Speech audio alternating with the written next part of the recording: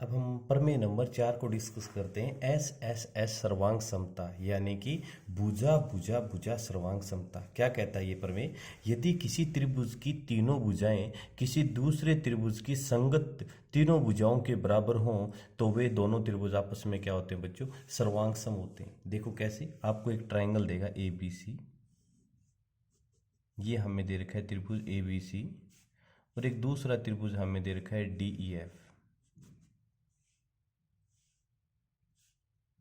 अब इस त्रिभुज में क्या है? ए बी के बराबर डी दे रखा है, बी सी भुजा के बराबर ई एफ दे रखी है, और ए सी भुजा के बराबर हमें डी एफ दे रखा है। तो सबसे पहले क्या लिखोगे? दिया है।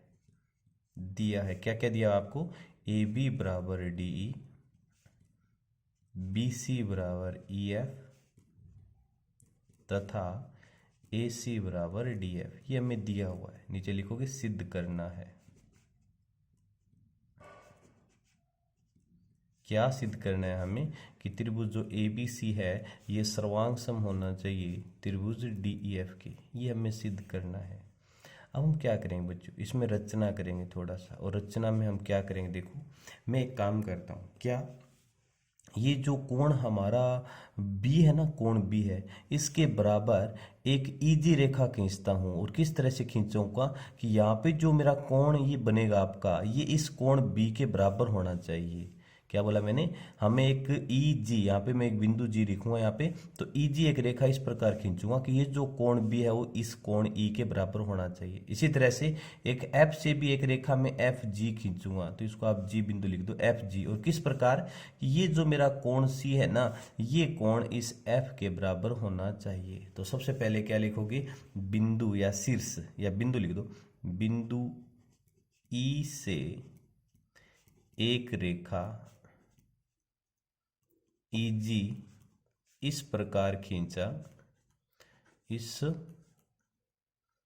प्रकार खींचा कि कोण ए बी सी, यानी कि ये जो कोण ए बी सी है ये बराबर हो जाए एफ ई जी के, कोण एफ ई जी के, तथा शीर्ष, इसको शीर्ष लिख दो अच्छा रहेगा, शीर्ष एफ से एक रेखा एफ जी इस प्रकार खींचा कि कि कोण ए सी बी बराबर कोण ई एफ जी। तो कोण ए सी बी है ये बराबर होना चाहिए हमारा कोण ई एफ जी के। ये हमने रचना कर दिया है।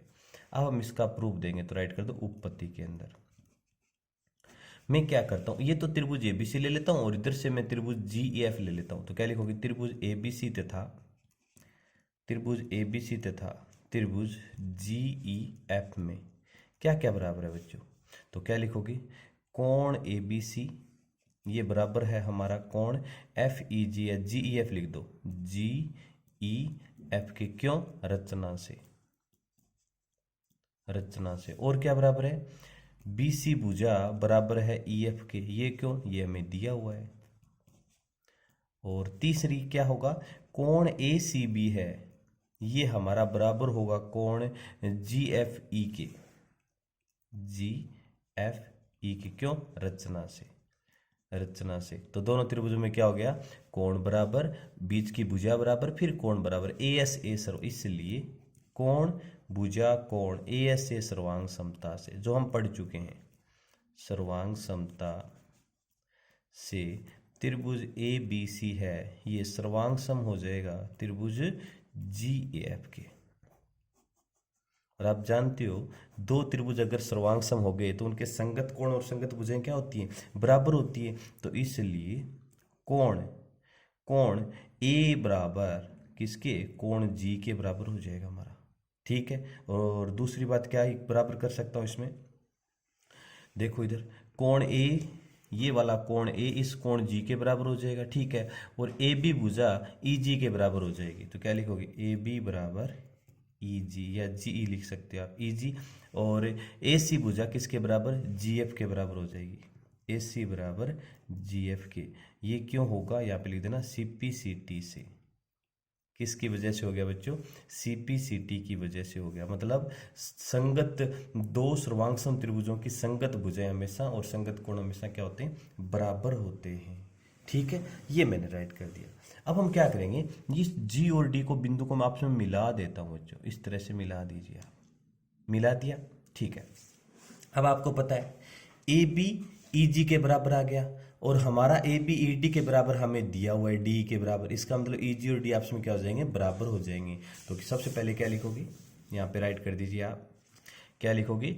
राइट कर दो कि AB बराबर GE के तथा AB बराबर D के हमें दिया है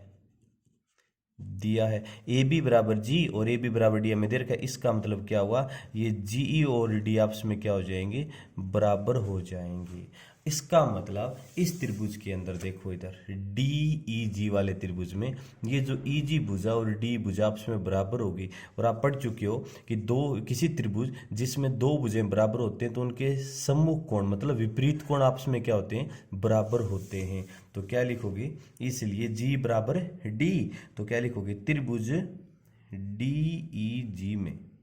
त्रिभुज डी में जी बराबर हो गया हमारा डी के, इसलिए कोण ई डी जी ये बराबर हो जाएगा कोण ई जी डी के। और क्यों लिखोगे इसका? तो यहां पे राइट कर दोगे बराबर भुजाओं के सम्मुख कोण, बराबर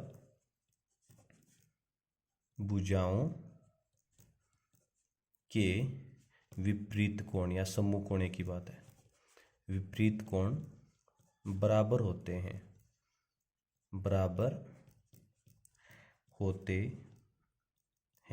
ये हो गया। ठीक है, इसका मतलब हमारा इसको आप रिजल्ट नंबर कितना दे दोगे? समीकरण नंबर 1 दे दीजिए आप इसको। इसी तरीके से देखो बच्चों, हमारा जो AC भुजा है वो बराबर आ गया था GF के, ई के नहीं GF के, तथा और हमें AC बराबर दे रखा है किसके? DF के। ये हमें दिया है। इसका मतलब क्या हुआ? GF भुजा है वो DF के क्या हो जाएगी? बराबर हो जाएगी। तो कौन सा त्रिभुज लोगे? इसमें देखो आप, ये रहा DGF में GF और DF दोनों भुजाएं बराबर, तो ये वाला कोण इस कोण के क्या हो जाएगा? बराबर। तो क्या लिखोगे?